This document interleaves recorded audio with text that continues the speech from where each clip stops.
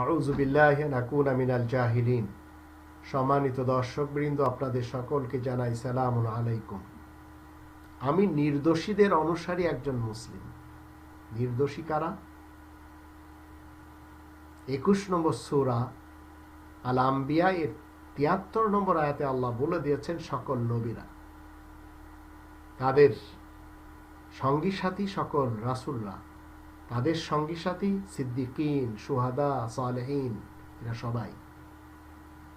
এই কোরআন 22 নম্বর সূরা আল হজ এর 78 নম্বর আয়াতে আমাকে একটি নাম দেয়, আর এই নামটি নিয়ে সকল নবী রাসূলগণ এই পৃথিবী থেকে বিদায় নিয়েছেন। এই ক্যারেক্টার্সগুলি আপনাতে হবে। আমার নাম মুসলিম। ওনারা দোষ বর্জিত এবং ন্যায় ছিলেন, তাই আমি তাদের পথের পথিক।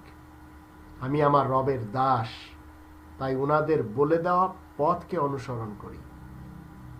আমি 30 নম্বর সূরা আর রোম এর 22 নম্বর আয়াত মতে কৃষ্ণাঙ্গ বলেন বা শ্বেতাঙ্গদের মাঝে পার্থক্য করি না, বা আরব হোক অথবা অনারব হোক।